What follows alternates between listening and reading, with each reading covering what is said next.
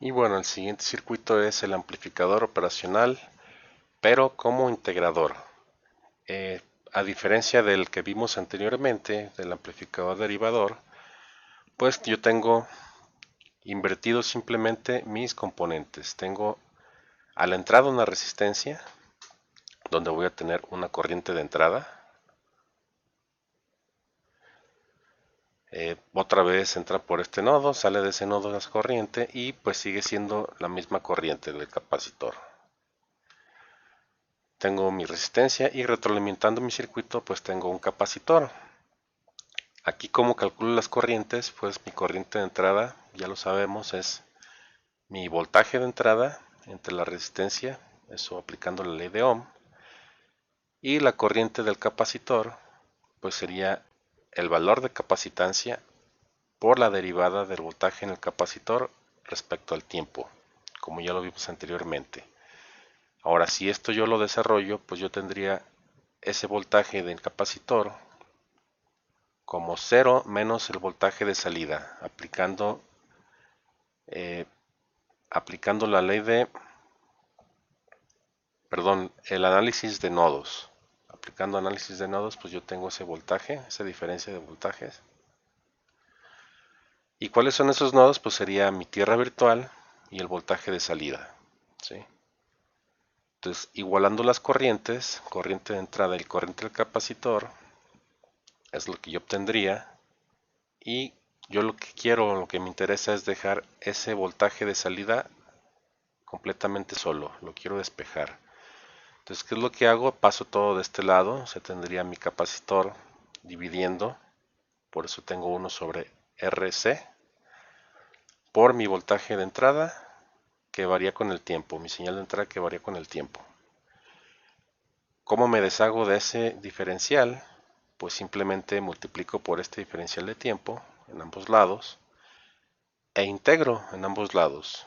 Al integrar, pues ya simplemente tengo el voltaje de salida, que va a variar con respecto al tiempo, igual a menos 1 sobre RC por mi integral del voltaje de entrada. Y se acabó, ¿no? Entonces a la salida yo tendría la integral de mi voltaje de entrada.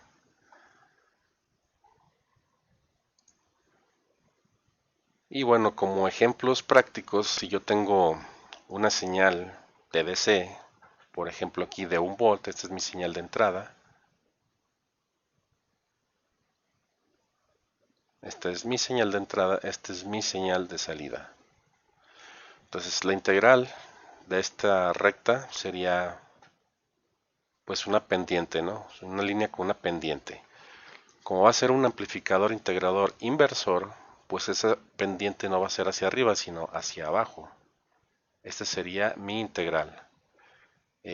Bueno, aquí técnicamente esta parte no existiría, sería una línea recta hasta abajo, pero pues mi circuito no me puede dar o va a tener un cierto límite, si en algún momento se va a saturar, ¿sí? Eh, Estas de arriba serán mis señales de entrada. Esta y estas son señales de entrada, son diferentes ejemplos. Entonces, si yo tengo una señal senoidal, pues la integrada de esa senoidal sería un coseno, pero va a ser invertido o inverso, ¿no? Se me fue una O de más, pero voltaje de salida y voltaje de salida. Si yo tengo una señal cuadrada a la entrada, pues estas constantes me van a generar estas pendientes, ¿sí? Tengo otra constante, pues tengo otra pendiente hacia arriba y esta otra constante tengo una pendiente hacia abajo. Obviamente voy a tener una limitante, va a depender de una reactancia capacitiva mi circuito. Por lo tanto, pues mi reactancia es igual a 1 sobre 2pi por f, mi frecuencia, por c. Y de esta manera yo puedo calcular una frecuencia de corte para mi circuito. Mi voltaje de salida va a tener también una ganancia de lado cerrado, que tiene que ver con esa reactancia y tiene que ver con esa resistencia también, de retroalimentación. Y finalmente este circuito a cierta frecuencia, como ya lo dijimos, frecuencia de corte, va a empezar a atenuarse su señal. Entonces, aparte de que me puede dar la integrada de una señal, también me va a empezar a atenuar en algún momento mi señal. ¿Sí? Entonces, este también funciona como un filtro activo. Y bueno, hasta aquí es lo que son los amplificadores. Este sería el amplificador integrador y ya vimos anteriormente el amplificador derivador.